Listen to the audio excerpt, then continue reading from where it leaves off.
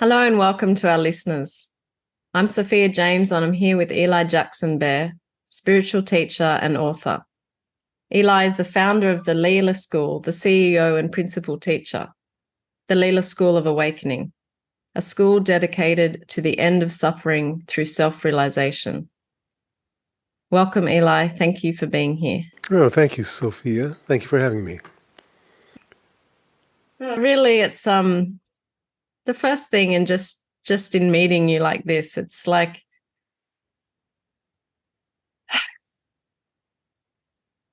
it's just my own self reflected. Yes. That's what I saw when I met my teacher. I saw my own self sitting in front of me, looking back at me, just loving me. It's confirmation. Yes. Last night in preparation, just getting my final notes ready for our meeting, I was just struck by such a deep silence. And it's really been here since our last meeting so deeply. Yes, so beautiful. So beautiful.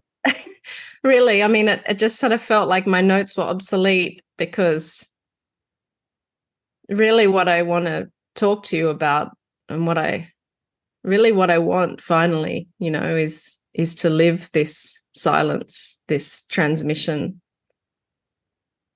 And So have you been living it since our last meeting? well, it's been really interesting. So the first, I'd say yes, and I'd also have to say no, if I'm honest, at times. And so after our last meeting, really, I was plunged into this, I would call it a Samadhi state. Yes. So for 2 weeks, really, I really had no thoughts. Like, it was like there was no thoughts arising. Yes, not like there was. Yeah, there was no thoughts arising. And I've had brief moments of that, maybe a few days after retreat over the years, but this was like, it was final, Yes, it is. It is. See, I'm saying was because there's been some re-identification. So what? You notice it, right? Yeah, I do. Yeah, I notice it. And that's the thing. It's like, that's the difference now, is that when I am identified with, usually for me, it's thoughts. It's thought, well, for everyone, I guess, it's the identity. It's the me. It's this me, this suffering me. When I notice that, it's like I can just return. Yes, exactly. Yeah. That's the truth, isn't it? Yes. You can just return. Yes. And then pretty soon you don't leave, because you start to notice the impulse to re-identify earlier and earlier. You're noticing it now. Before, you didn't even notice it. You didn't know there was such a thing, because you already were identified. And so it just rolled. And everything was rolling, and it's just me and my life, and this is just what it is. And suddenly, that trance was broken. And you've seen through it. And you've lived for 2 weeks without it. And then when it reappears, we get re-entranced for a moment, and you notice, what? Oh. Then it stops. Yes. It's just your conscious attention. Yes, that's it. It's really the turning the attention to that, because the other stuff is there. But this is the thing, Eli, it actually wasn't there for that period. It was like a grace period. That's right. It was like this 2 weeks of living the Tao. Like, it was like everything was just happening, and miracles were happening, like problems are resolving, long-term problems. Yes. In my life, just like bubbles. Yes, just naturally. Just naturally. No effort, no doing. Yes. So, Eli, thank you. I'm so grateful. So you're right. That's like a state of grace. It's a samadhi. And then when it leaves, that's where the tests begin. That's where the rubber hits the road, and you see how you show up. And you notice, okay, I've caught myself here. what was the trap? What was it that lured me back in? Thinking is not a problem. I think, everybody thinks. It's just when you start to become suffering with it, when it starts to become about me and what I need and what I don't have, or what should happen, or what's wrong, or whose fault, or any of that, that's unnecessary. Mm. Yes. But, we all have thoughts. I mean, I was late today, and so I thought, oh God, I've got to, so what, That's good to hear. It's good to hear you say that. Yeah. Yeah, of course you have those. Sure. You're living a natural life. Yeah, yeah. And everything's useful, everything's in service. Then your thinking is in service of love instead of in service of survival. Yes, that's what's so beautiful, is that I'm seeing how everything is a doorway home. Everything. Yeah.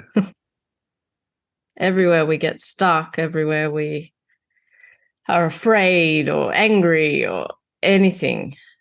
Yes.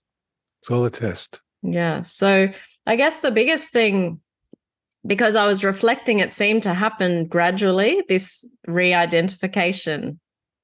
I was like, oh no, I don't want the thoughts to come back, because it was just so beautiful living thoughtless.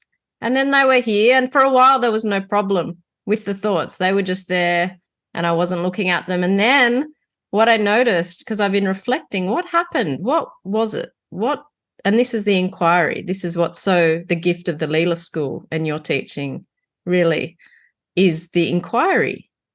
So what thoughts, what sensations, what emotions, what are the circumstances? And so I've been reflecting, and really what came is, so I have a lot of migraine headaches. I have for many years. And again, I had a migraine soon after we met. It wasn't a problem. There was as much bliss in that than there was when I'm well. No problem. And then I noticed one day I was just really not feeling well, and the migraine was, coming again. And then there was this fear of death, essentially. That's your next gate. That's it. That's what's calling you. So that's, in a way, I don't feel like I can say that's where I'm stuck, but it's just that's what I notice is still this thing of the body, like. Yeah, fear of death is your next teacher. So welcome it. Just like that.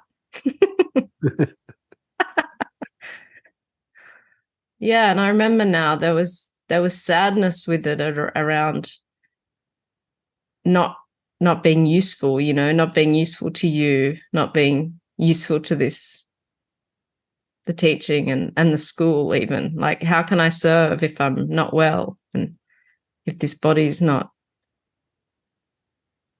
optimal? It's only that thought that gets in the way. How can I serve if my body's not well? Who said so? That thought's the only obscuration to service. Because as you said, you had your migraine and you're still in bliss. That's serving. That's serving all being. I guess that's something that I deal with a lot, those kind of thoughts around the body and around. Yeah, death is calling you. How do I meet that? Invite it. Invite it in. It's a good day to die. Come and get me. Yes. And this one that still wants to do something with this is The one that dies. one that dies.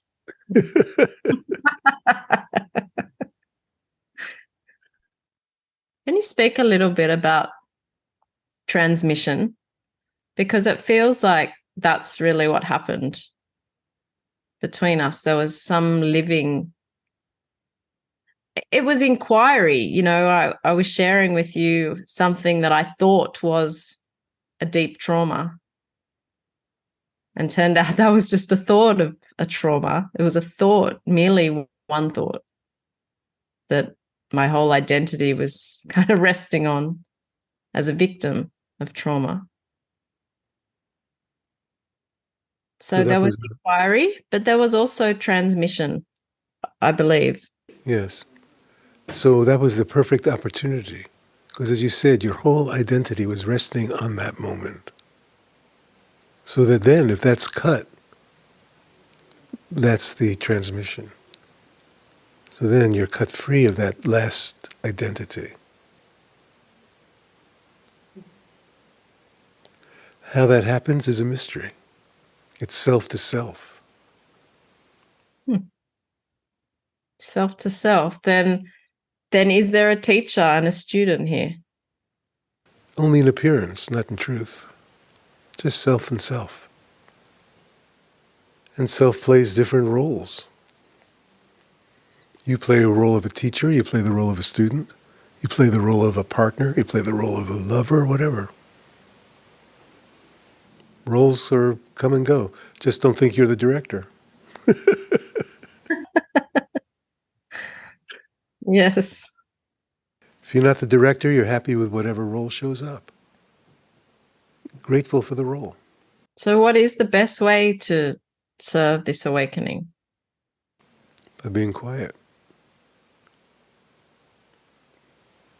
Because then it's self to self, and it will transmit by itself when you're not involved. When this me who wants to help and fix and do finally surrenders to death, to meet death, to find out what dies. This is Brahmana's transmission, you know. He invited death. Lay down on the floor, invited death, and woke up. That's it. That's it right there, because that's, I would say, the one thing I haven't been grateful for, I haven't been able to be grateful for is I wouldn't say I have a sick body as such, but I have certain health conditions, you know, and maybe I don't have a constitution, whatever, as others, you know, and so it's been something I've been annoyed about, really, you know, and trying to fix, and, you know, all of the things. And as you're saying, this is the opportunities to face death. And when you face death and you pass through to the other side, you're grateful for this poor, crippled body. You're grateful to keep breathing. You're grateful for this precious life, no matter what the form might be. Yeah, it really touched me in your book on in Sudden Awakening, that you talked about your illness, your journey with cancer many years ago. And is that something that you had to face in that time? Was that really, you'd already faced it at that point? Yeah. I was already done, you know. When I was finally diagnosed, it's been like a year where had enormous pains in my head and my back and my bones, and I was in bed for most of that year, and I was trying everything. I was trying chiropractor and acupuncture and herbs and every possible New Age solution. Never occurred to me to go to a Western doctor. And then when I was supposed to fly to Europe to meet Gangaji, and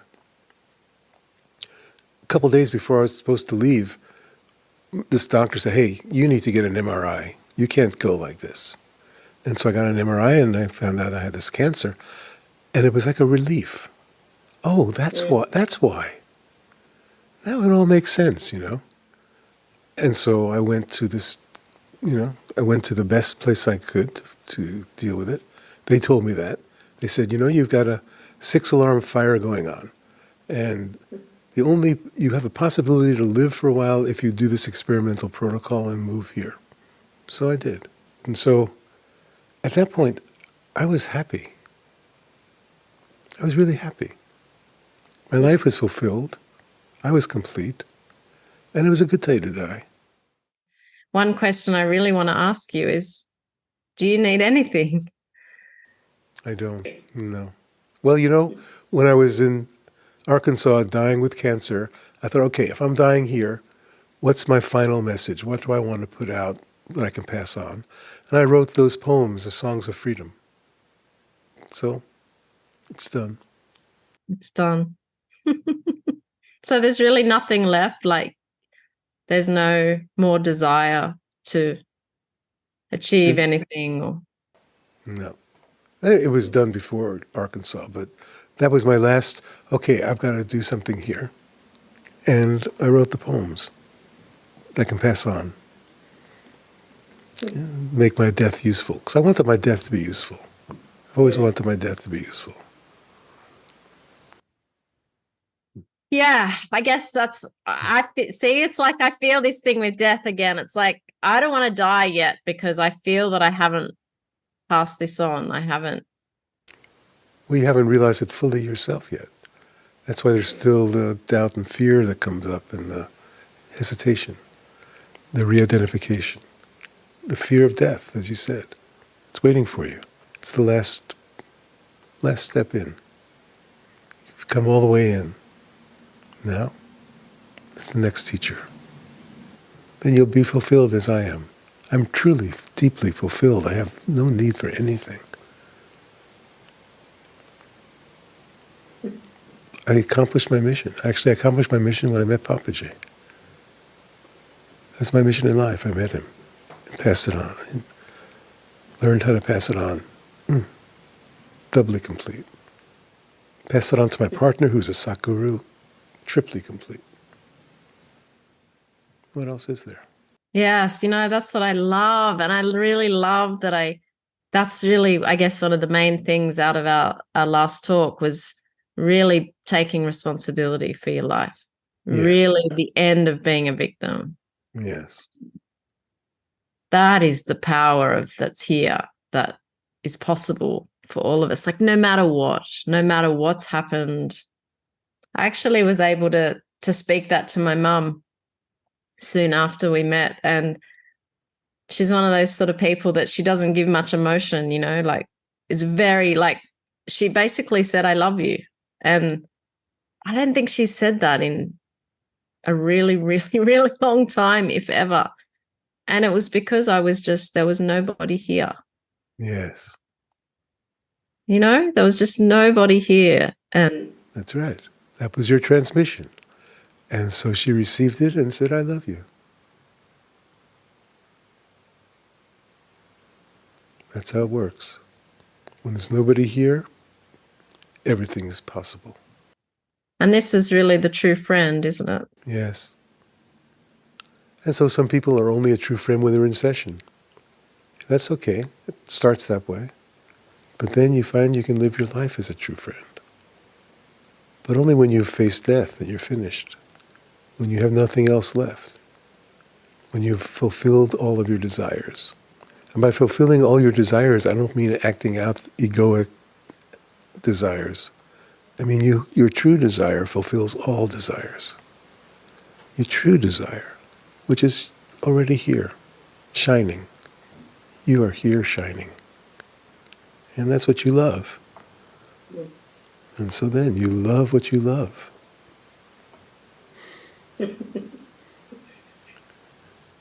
That's the truth, Eli, is that I am fulfilled in this. Yes. I am fulfilled. And then there's the identity Right. of a person that wants to be, like I said, useful. And so...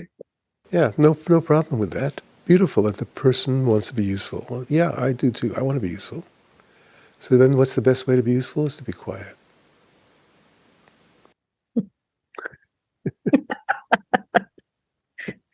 Yes. That's another thing, is like why I reached out to you even initially, is because I've always kind of gone my own way, like I've been part of things before and I've had teachers, but I always doing my own thing that's kind of better or cooler. And I've never really been part of it. And it's like, it feels so different to want to be part of this and want to, like really want to be part of it, part of the community, part of, it's new for me, it's really, it feels so good to surrender to that. Yes. Have to have the answers and not have to be. Yes. Surrender. Yeah, surrender.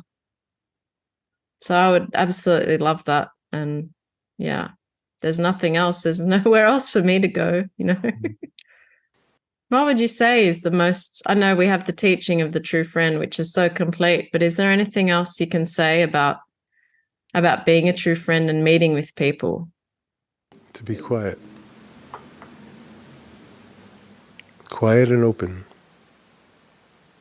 And you'll notice. You'll notice more and more subtly.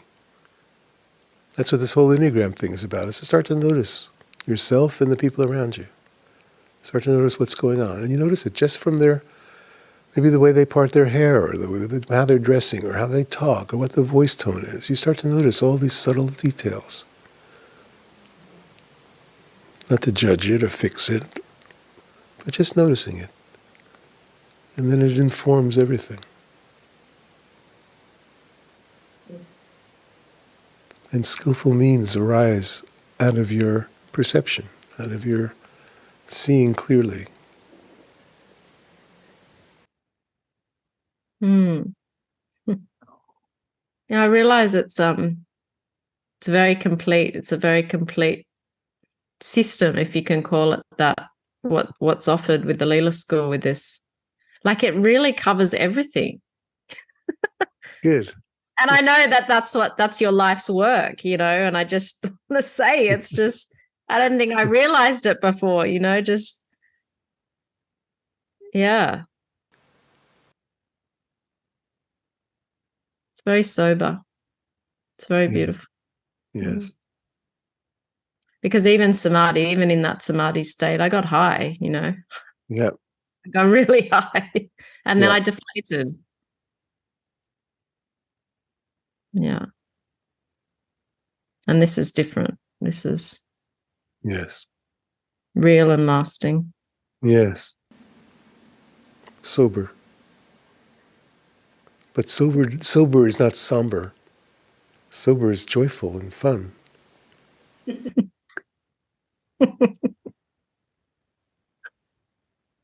Yes. That's the mystery. It's the greatest gift of a human life.